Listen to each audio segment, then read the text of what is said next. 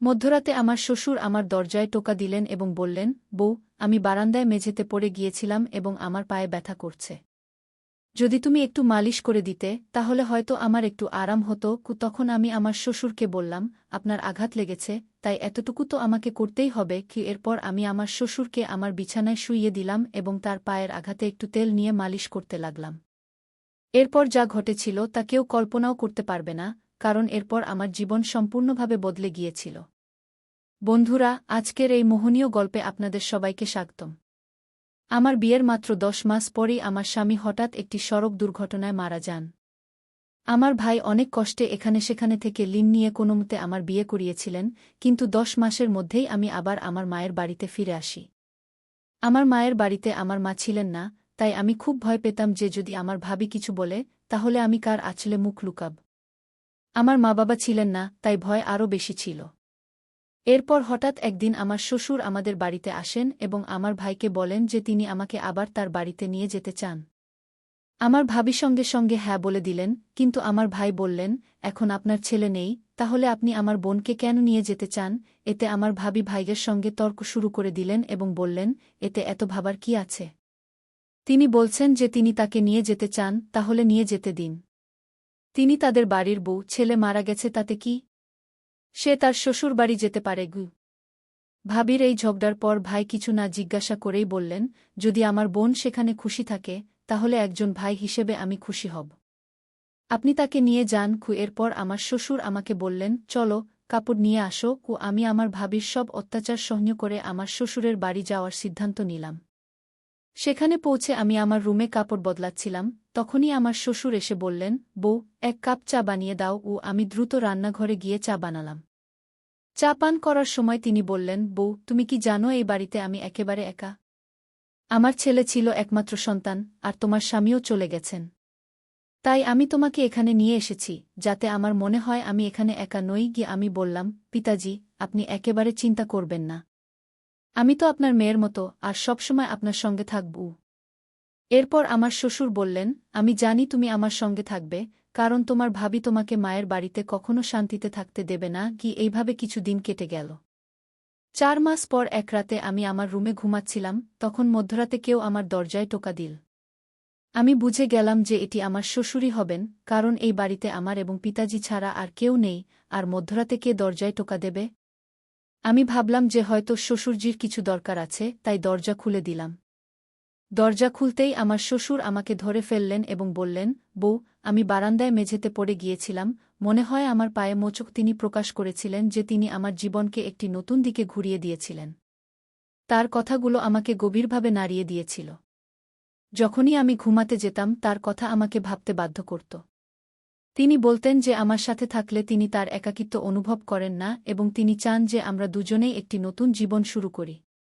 সেই রাতের কথোপকথনের পর আমি নিজেকে খুবই দ্বিধাগ্রস্ত অবস্থায় পেয়েছিলাম এবং আমার মনে অনেক প্রশ্ন উঠছিল যে এটি কি সঠিক, এটি কি সমাজের নিয়মের বিরুদ্ধে যাবে না? কিন্তু কোথাও না কোথাও আমার মনে এই কথাও ছিল যে সম্ভবত আমার শ্বশুর সত্যিই একাকিত্বের সাথে লড়াই করছেন। অনেক ভেবেচিন্তে আমি তার সাথে কথা বলার সিদ্ধান্ত নিলাম। এক রাতে যখন শ্বশুরজি ঘুমিয়ে পড়েছিলেন, আমি তার ঘরের দরজায় টোকা দিলাম। তিনি দরজা খুলে আমাকে দেখে কিছুটা আশ্চর্য হলেন। আমি ভিতরে গিয়ে বললাম, শ্বশুরজি, আমি আপনার সাথে কিছু গুরুত্বপূর্ণ কথা বলতে চাই। তিনি আমাকে বসতে ইঙ্গিত করলেন এবং গম্ভীরভাবে বললেন, কি হয়েছে বউ, তুমি এত রাতে কেন এসেছ? আমি কিছুটা সাহস জোগাড় করে বললাম, শ্বশুরজি, আমি আপনার প্রস্তাব সম্পর্কে অনেক ভেবেছি। আমি বুঝতে পারছি যে আপনি একাকিত্বের সাথে লড়াই করছেন এবং একজন সঙ্গীর প্রয়োজন অনুভব করছেন। কিন্তু এই সম্পর্কটিকে সমাজের মানুষ মেনে নেবে না। সেই রাতের পর আমি আমার হৃদয়ের অশান্তি শান্ত করার চেষ্টা করেছি। আমি বুঝতে পেরেছিলাম যে শ্বশুরজির ইচ্ছা যদিও তার একাকিত্ব থেকে মুক্তি পাওয়ার ছিল, কিন্তু এই পথে হাঁটা আমাদের উভয়ের জন্যই ভুল হবে। আমাকে আমার জীবনের দিক নির্ধারণ করতে হবে এবং আমি স্থির করলাম যে এখন আমি আমার জীবনের হাল নিজেই ধরব। পরের সকালে আমি আমার ভাইকে ফোন করলাম এবং তার সাথে দেখা করার ইচ্ছা প্রকাশ করলাম। আমি জানতাম যে আমাকে আমার অবস্থা সম্পর্কে তার সাথে কথা বলতে হবে, তা যতই কঠিন হোক না কেন। ভাই আমাকে দেখা করতে বললেন এবং আমি তার সাথে দেখা করার জন্য প্রস্তুত হলাম।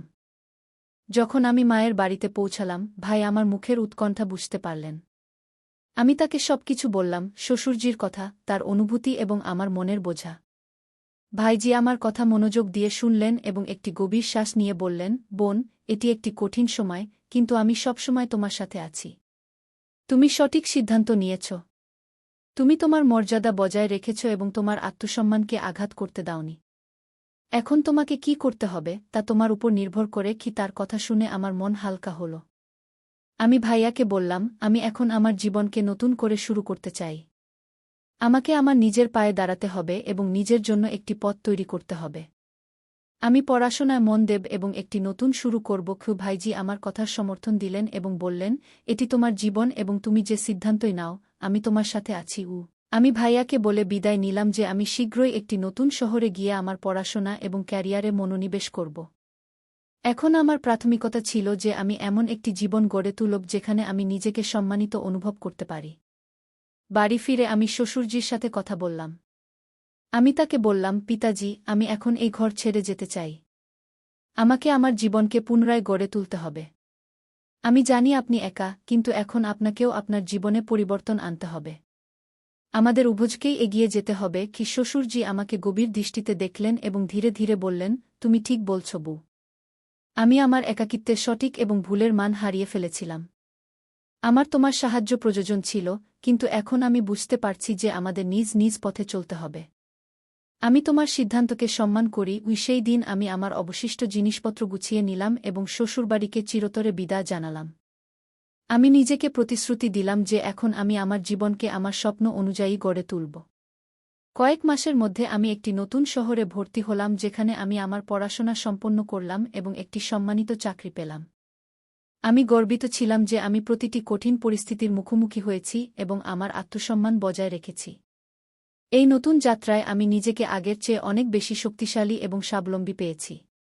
আমি উপলব্ধি করেছি যে জীবনে কঠিন সময় আসে, কিন্তু যদি আমরা আমাদের পথে দৃঢ় থাকি এবং সঠিক সিদ্ধান্ত নিই, তবে আমরা একটি নতুন জীবন পেতে পারি, এমন একটি জীবন যা আমাদের আত্মসম্মান এবং স্বাভিমানে ভরা।